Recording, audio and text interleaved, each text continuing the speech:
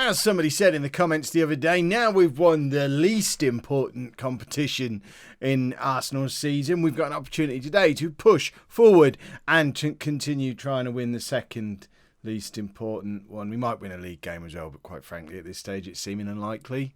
Hello and welcome to Club 6, part 17 of Non-League to Legend. I'm Kevin. Coming up on today's episode, we are at home against Bordeaux in the second leg of the Europa League second knockout round. Plus, we're away against Newcastle in the Premier League. Since you were last with me, it's basically been the Tommy Merson and Pingu show, which feels like it should be something that's on CBeebies. But we've had Merson and Pingu destroy Watford, Merson and Pingu destroy Bordeaux. We got beaten by Tottenham. That's a game Merson and Pingu didn't destroy in. Merson got a goal, Pingu didn't. I mean, it's only been 2 games where they've been good. But that Tottenham game aside, things have been going quite well. But really, that Tottenham game, that was when we realised that we're not going to win the league this year. I mean, it should have been pretty obvious anyway. But we're now, with 8 games left, we're 11 points behind Chelsea. We do still play Chelsea, but I don't think they're going to lose another 4 or 5 games on top of that. That's some good maths. I don't think they need to lose another 4. Anyway, let's get into the Bordeaux game, because the first leg of that was much more positive. We won 5-2. We're now back at our place and we just need to not mess this up. So fingers crossed we won't mess it up. And this is the team that we're putting out there for a not messing up mission. We've got Ryzen in goal.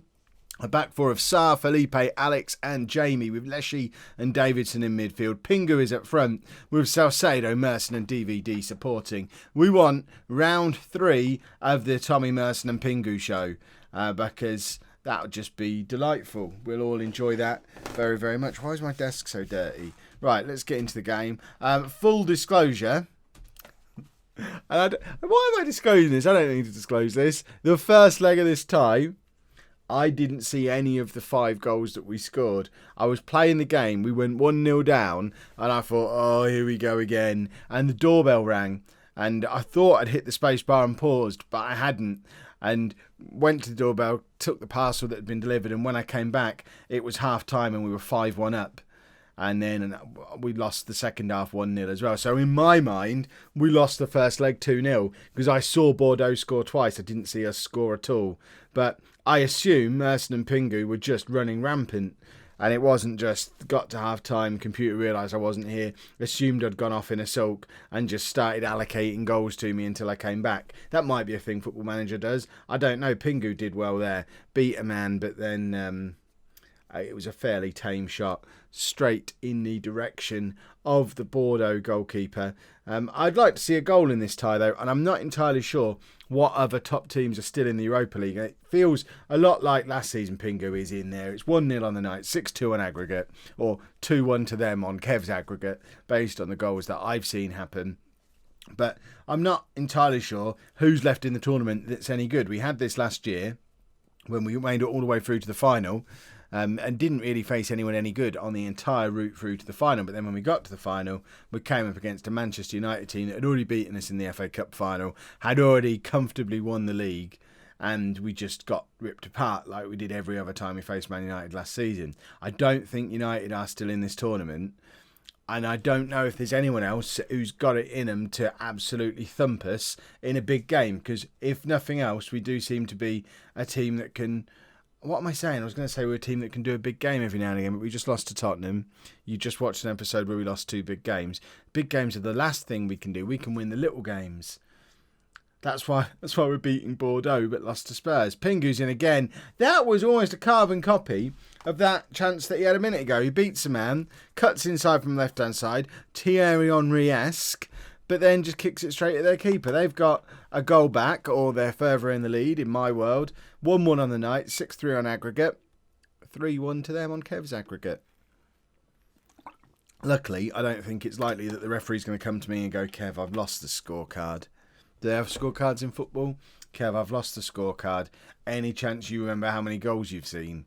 And then we get knocked out. That would be a harsh way to get ourselves knocked out of the Europa League, and I don't think it's likely to happen. It looks like Leicester is still involved, because I've just seen Suto's just scored for Leicester away against Freiburg. I mean, that would be the dream final. If there is such a thing as a dream Europa League final, us against Leicester, that has the opportunity to either prove you all right when you said I never should have left Leicester to come to Arsenal, or it finally puts those demons to bed. I think I've mushed my cliches together there. But if we can go into a major European final or the Europa League final and beat Leicester, that finishes that chapter off once and for all. Although I know full well if we get to the final against Leicester, they're going to beat us. And, I can already feel all that coming at me. Oh, Kev, you never should have left. Kev. Yes, I should have left. It was a bigger club. Nobody can try and tell me that Leicester are a bigger club than Arsenal or an equal-sized club to Arsenal. It's just nonsense. Arsenal trebled my contract and just they're Arsenal. They're not Leicester. It's obvious why I left, hopefully. But some people are too interested in short-term results. I'm thinking long-term here. That's why Arsenal wanted me. I didn't come in promising them immediate success. I said, yeah, in 20 years' time, you'll still exist and you might still get the odd Europa League run and an FA Cup win. And the idea of a tantalising 5th place and a domestic cup win it had them salivating. Right, substitution o'clock. Jamie, who is Joey Myler? He's a centre-back. He's 16. I mean, he feels like the kind of person I want to be bringing on then. He can come on for Jamie. And then Tommy Merson's not had a very good game at all, but we don't really have anyone who can come on in that role. Salcedo, I guess, can tuck inside. If we bring on Reece Nelson, tuck Salcedo in there, leave it as that for now, while I ponder what my final change would be. Willis is now fit again. He's been injured for quite a while, so I'm tempted to give him a little bit of a run out for the last 10 minutes or so, because I think it's been like a couple of months since Willis has been fit. We've now given a 16-year-old kid. He's been on the pitch 7 minutes of his debut, and he's given away the penalty that puts us 2-1 down on the night. Oh, it doesn't. Vice makes the save. He's just saved that kid's bacon. If Vice is not on Joey Myler's favoured personnel list after that, then I don't understand how people make friends out in the real world. I mean, I don't understand how people make friends, but that's a story for my vlog channel. We don't need to get bogged down in that here. Goodness me. Why did I make that change? I was bringing Willis on. I even told you I was bringing Willis on. And then autopilot took over, and I've made a completely pointless, let's just swap a midfielder over for the sake of making a third substitution. And Willis sits there on the bench for a little bit longer. Reece Nelson is in behind, squares it to Pingu. Pingu scores. Pingu has destroyed Bordeaux over 2 legs. It's a lovely header from Pingu as well. And what does that make it? That makes it 2-1 on the night, 7-3 on aggregate, 3-2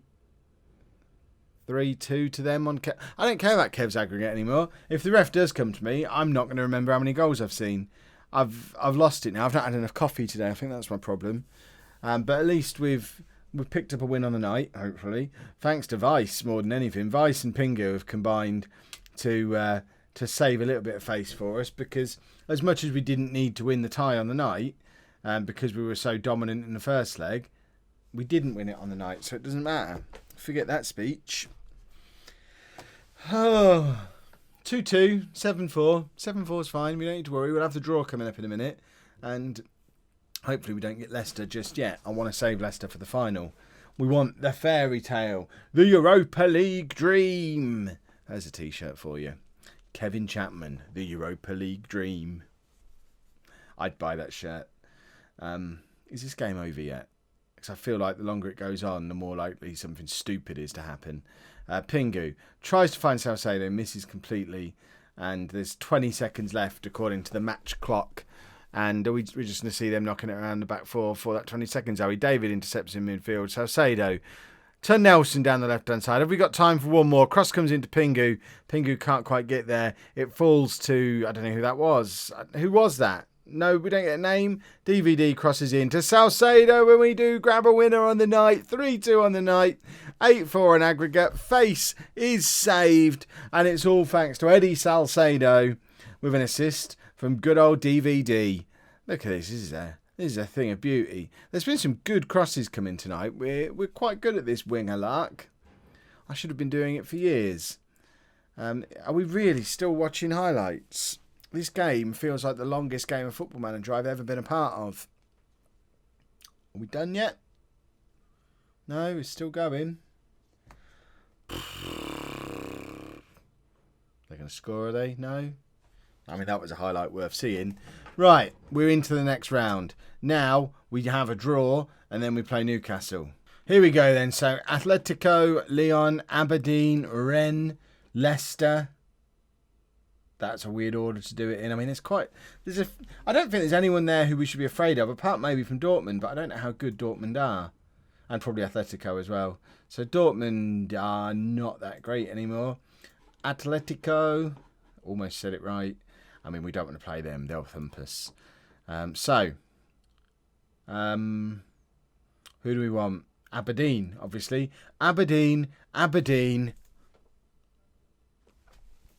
The run is over. I'm no longer the master of draws. Lyon's actually probably going to be quite a hard game as well. Well, if you want to win the... that's a massive match. So that gets one of them out of the way if we do make it past Lyon. Aberdeen and Leicester are just looking at the rest of that draw and giggling, knowing that one of them is going to make it through to the semi-final of a European competition. Lyon then. When do we play Lyon? So, I guess the next episode is going to be Lyon and Man City. But then we really want to see Chelsea as well. We could miss out Man City and do Lyon and Chelsea. We could even do a triple header. I know a triple header is a delicious treat sometimes. We'll figure something out. Let's go play Newcastle for now. A few changes for the Newcastle game. Then Martelot comes back in at left back because he's not cup tied in the league. Nelson comes in on the left-hand side of the front three. And I bring David back into the midfield at the expense of Leshy, purely because the idea of David, Davidson and David all playing in the same midfield and trying to hear commentators say it on Match of the Day just seems marvellous. Let's get into the game. We are going in here, control, fluid. We're going to be more expressive. I know we're away from home, but it's only Newcastle. You know, we should be able to win this game comfortably. And really, we need to be winning games like this comfortably. We need to be able to go to places like Newcastle and control the game. Because next year's really got to be the year that we have a proper title push, because that'll be our third year at Arsenal. I think if we're 3 years into Arsenal and still not serious title contenders, bearing in mind the year before I arrived, they were a serious title contender. So it's not as if I've had to do the grand rebuild. I'm playing the same tactic they played that year. Leshy, as a world-class player, has come into that team. There's others like Davidson who've come in and joined the team as well. We should be challenging for the league, especially because Chelsea have come from nowhere. That 3 seasons ago, it was Man United and Arsenal who were the breakaway group, with my Leicester team hovering behind them. So, I guess we are still roughly a similar quality to Man United, but Chelsea have come from nowhere and gone past both of us.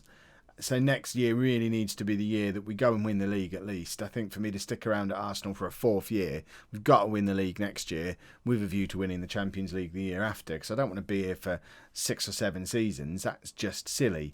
I think 3 years at a club, if we don't win the league in that time, it's time to move on and perhaps go and try somewhere in Europe and see if we can win the league that way. I know we spent a lot of time at Tottenham last year. We spent a lot of time at Man City the year before.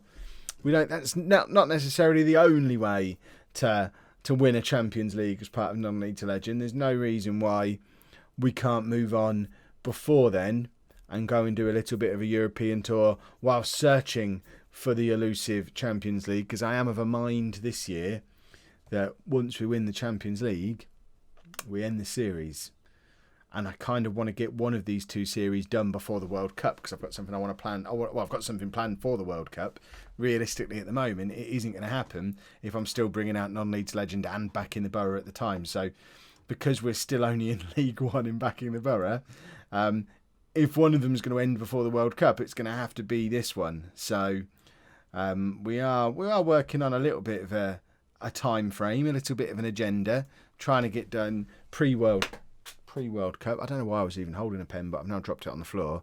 But I mean, we have still got a couple of months to either win it with Arsenal in the next couple of seasons, or move to a final club, a big European club somewhere else, and go and win it with them. So that's my thought process at the moment. I mean, we seem to be just about labouring our way past Newcastle. I mean, we're making hard work of it, really. We've not created a clear-cut chance in those first 80 minutes. We are 1-0 up, but it's not as free-flowing and comfortable as I feel like it probably should have been. Hutchings, cross comes in towards Nelson. Nelson back to Hutchings, and Hutchings at the second time of asking does make it 2-0. That should just about wrap things up for today. We're now 8 points behind Chelsea with a game against Chelsea to come. It's not all over, you know. It's close to all over, but it's not completely all over. But we are closer now to catching Chelsea than we are to falling out of the Champions League spots. We're 10 points clear of Wolves down in 5th place, 6 points I think clear of Spurs, who are the team behind us. Chelsea do have a game in hand and a game against us. If they lose both of those, then we are in a bit of a title hunt.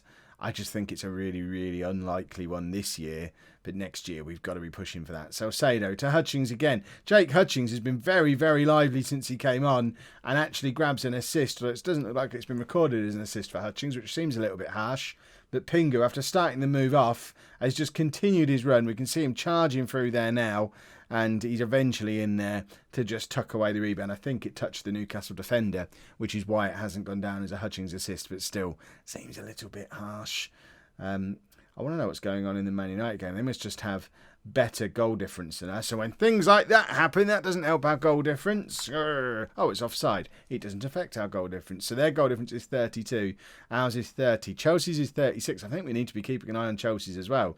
You just need to look at the goal differences to see that the three of us are very much the big teams in the Premier League at the moment. Tottenham, although they thumped us the other week, are lagging behind massively for goal difference. And now they're now 6 points behind us as well. So they're out of the running. They've probably got that final Champions League spot secured, though. And Chelsea, champions-elect, but both us and Man United are going to at least try and put some pressure on.